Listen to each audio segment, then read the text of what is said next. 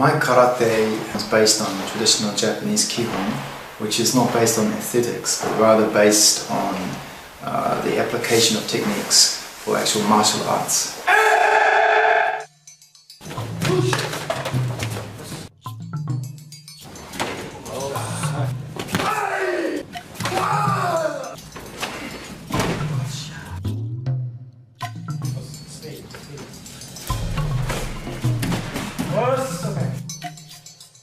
Here in Europe and Germany and other countries, often the karate is focused on the competitions, and this is it's okay when you're young or maybe a university student, but it is only a small portion of what karate is. And I think people talk about traditional karate a lot, but in actuality what they do in the dojo, physically what they do in the dojo, is often not traditional karate, it's still sports karate.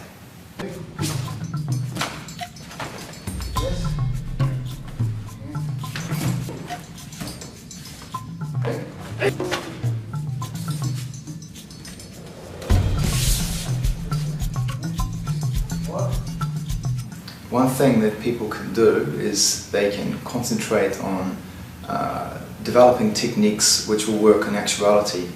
You know, not wasting time on things like elaborate combinations or movements which are superfluous just for aesthetics, but rather focus on things which are functional. And this is the key with traditional karate. Real karate is ichigeki hisatsu. Means one shot, dead. Okay, I'm not saying you should train for doing such things to people, but your karate has to be reliable, okay? It has to be reliable. So if someone really attacks you, do you have confidence in your karate? My first experience with Asai Sensei was in 1993, so not so long.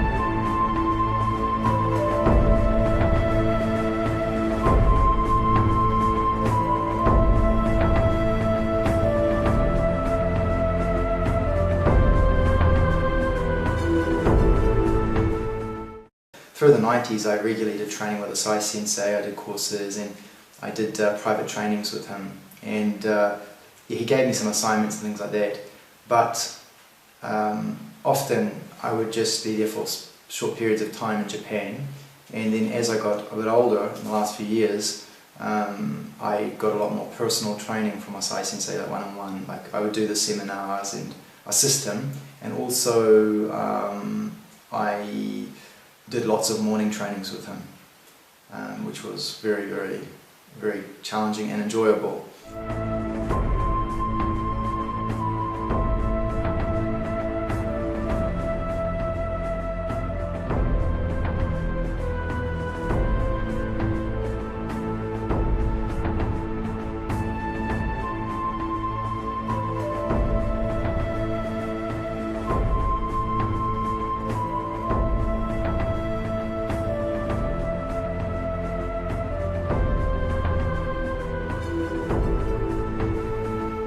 Karate is for yourself.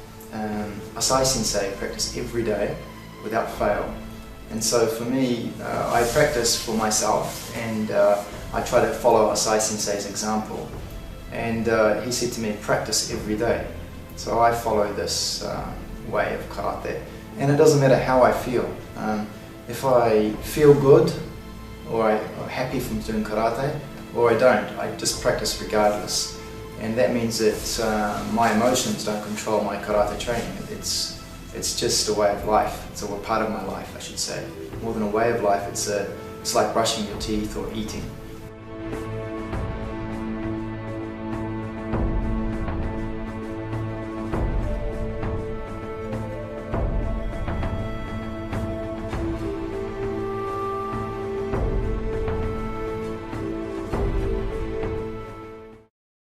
There are people who've had much more experience training with Asai Sensei than I have, And so for me to claim to be Asai Sensei's #1 student or something like that is incorrect.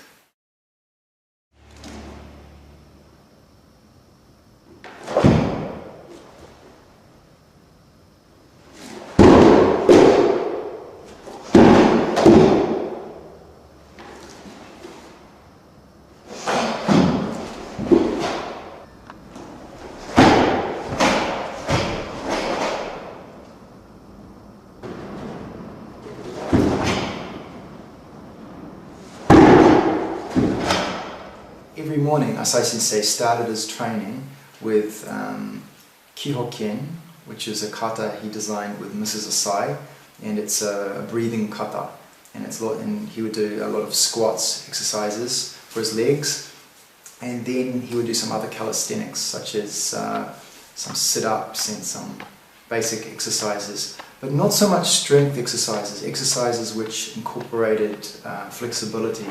He would spend a lot of time stretching, doing all sorts of stretches which I couldn't do, and then often kihon, but his more unusual kihon, Junan Seikeiko and Kiho Yuragi So, which are softness exercises as such.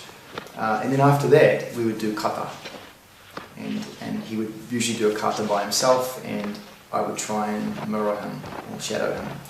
And then following that, we would do some kumite techniques such as quite realistic stuff directly from the kata, so it wasn't like Ju kumite,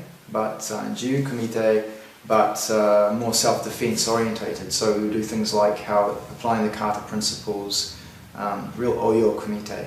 And that was my first experience of oyo kumite actually, was from Asai Sensei.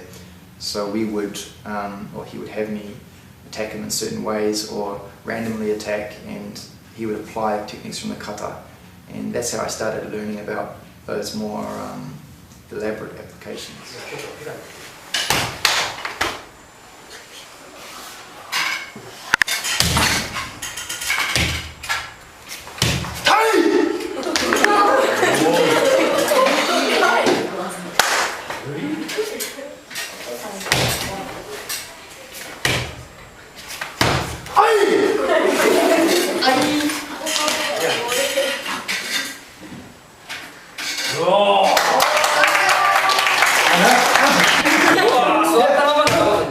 That's my idea.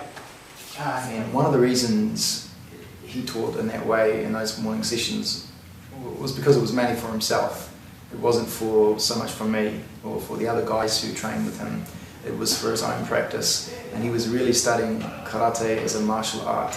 So he was practicing, if somebody really attacks him, life and death, finish off techniques. So yeah, he taught that stuff. But he also taught, there's no secrets in karate. I mean, we can talk a lot about his hidden techniques maybe. I don't claim to have learned any hidden techniques, but I do claim to have done repetitions of things which are very dangerous. So it's not like he had some special movements that he was only teaching to myself or others who've done Socho Geiko with him, but he was practicing a lot of things which are very, very effective in actual self-defense.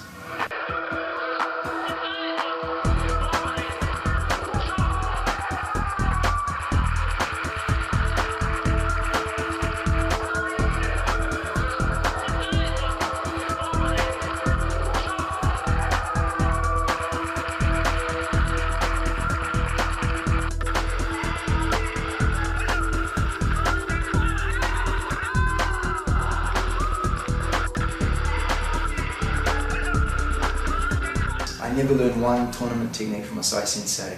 I never learned anything how to score points. He wasn't interested in it. And he would go to the All Japan tournament and watch, but he said to me constantly, it's for children. Karate tournaments for children or for adults who want to have a bit of challenge, but that's it. So he'd go there and watch and enjoy it, but from a very, very critical viewpoint.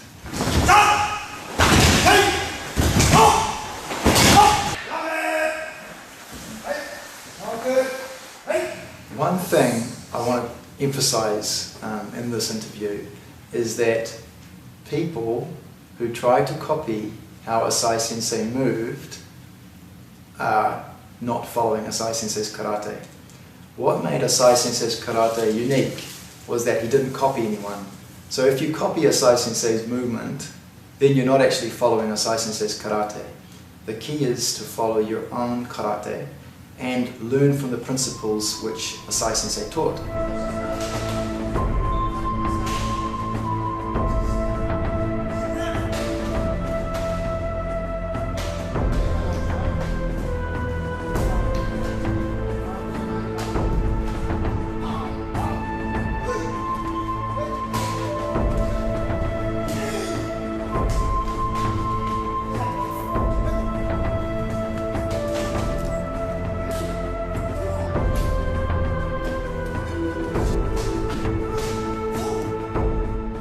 Asai Sensei's body was extremely flexible, extremely soft. He was like rubber, his whole body. So in order to do his movement the way he did it, you would have to have the same level of flexibility and the same physical attributes as him.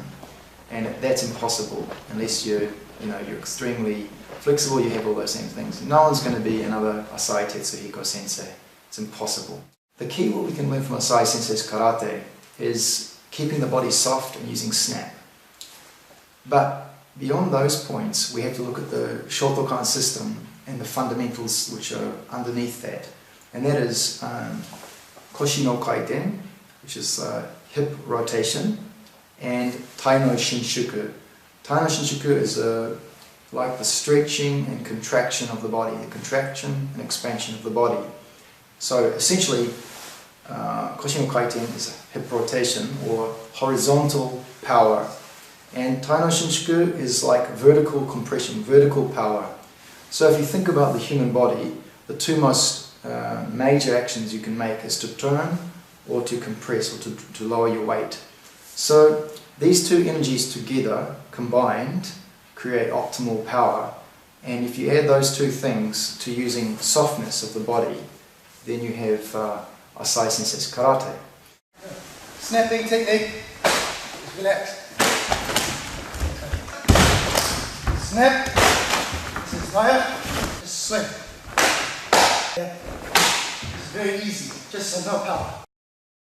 My favorite kata is dependent on what I'm working on. For me, kata is not for performance. I don't do kata or kihon to look nice. I do it to perfect my movement, but that perfection is always related to using karate for actual combat. I never think, oh, I like this kata, I'll do this, or this one's nice. I think, what am I going to do with my kata training to eradicate weaknesses in my skills, or to develop a certain technique or principle.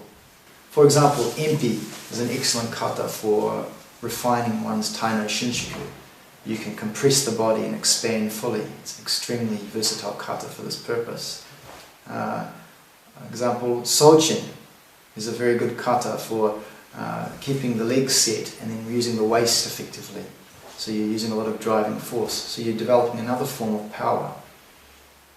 So all of the kata have different reasons or meanings behind them. And of course we can also go into the Oyo Jutsu or applications, which are also critical if we want to study karate in its most effective form. My dream in karate as far as training is concerned is just, I would love to be an old man who's still doing karate. I would really like that, and I'd also like to do karate with good people and enjoy training. Go to the best instructor you can find. Don't go for a social club. Enjoy the social side of things, but seek high-class karate for yourself. Otherwise, you're wasting your time, and even if you don't think you're wasting your time, you're not maximizing your time. And that's a key point. I think maximize yourself, whatever you do, whether it's karate or you play the guitar or whatever, maximize yourself, because you've got one life, and if you're going to do something, do it well.